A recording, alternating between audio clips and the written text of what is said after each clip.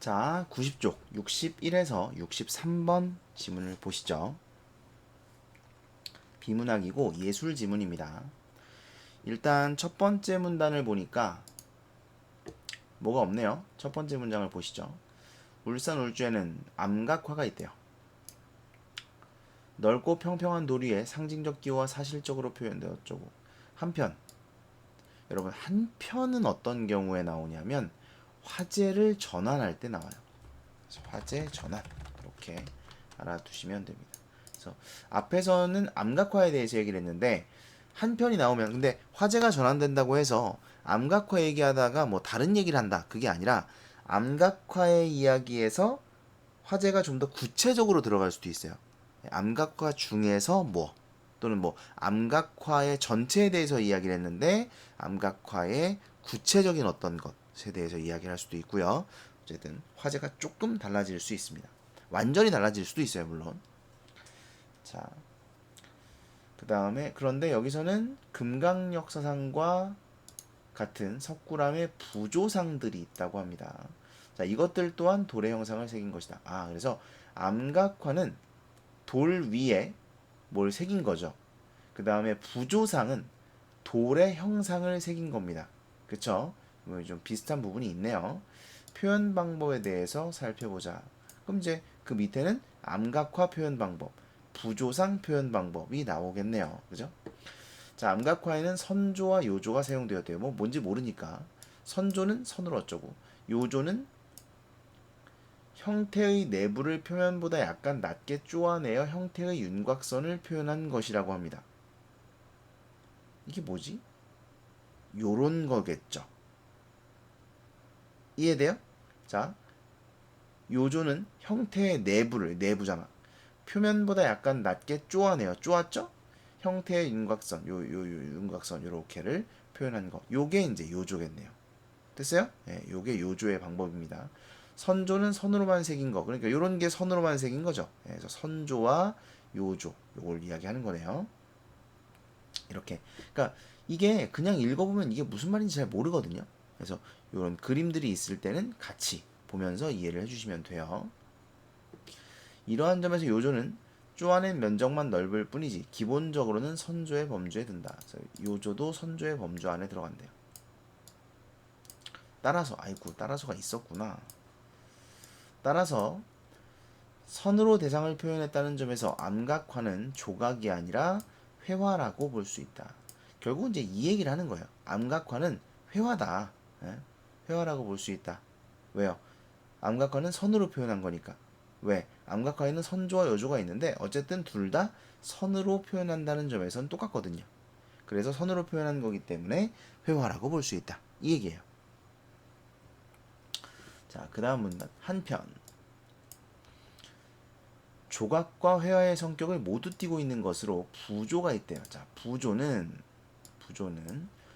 조각과 회화의 성격을 모두 띠고 있대요. 자, 아까 그 뭐였지? 암각화는 뭐였어요? 암각화는 회화의 특징을 지닌가 그랬죠? 네, 조각이 아니라 회화라 그랬어요.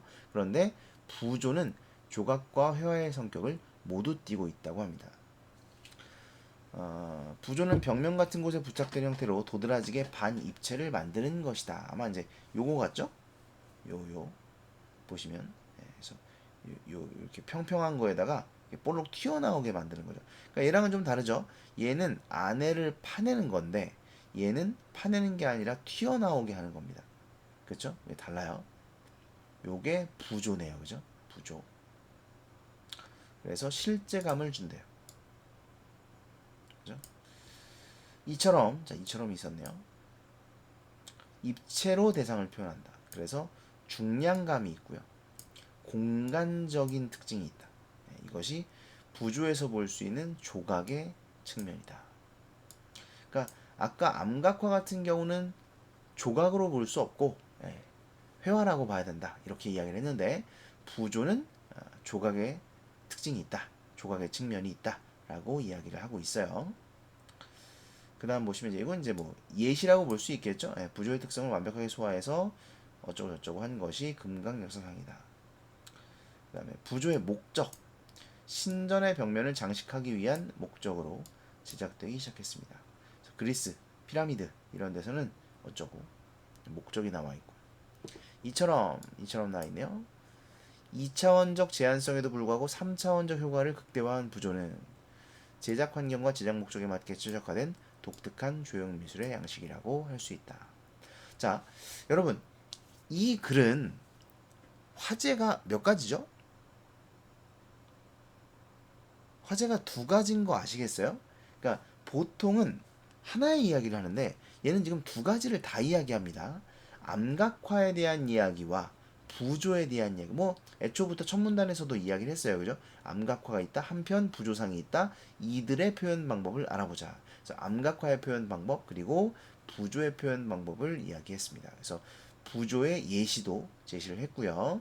그리고 목적까지 제시를 하고 있습니다. 자, 문제를 한번 볼까요? 윗글의 서술 방식을 모두 골라라. 사례 제시했죠? 묘사도 제시를 했습니다. 묘사 보시면 요런 거 어디 있냐? 요 부분요. 팔이 비틀리면 어쩌고 저쩌고 저쩌고 요 부분. 요 부분에서는 이제 묘사가 사용이 됐기 때문에 니은도 적절하다. 이렇게 볼 수 있겠죠. 현상의 원인 분석 아니고요. 뭐 그런 글이 아니죠. 그 다음에 전문가의 의견을 인용한 부분도 없습니다. 답은 간단하게 1번이 되겠네요. 그 다음에 62번 일치하지 않는 거 1번이네요. 선조는 입체감 강조 아닙니다. 입체감을 강조한 조형 양식 아니었죠. 선조 선으로만 새긴 것이기 때문에 입체감이 강조되지 않습니다. 그 다음에 63번 자 비교해라. 근데 요거는 이제 암각화인 거고 얘는 부조상인 거죠. 그래서 요 두 개를 비교한 것으로 적절하지 않은 거 5번이 되겠죠. 배경이 되는 면에 붙여서 작품을 제작하였겠군. 아니죠. 암각화는 선으로 긋고 파내고 한 것이지 붙인 것이 아닙니다. 그죠? 답은 5번이 적절하지 않다. 이렇게 보시면 되겠네요.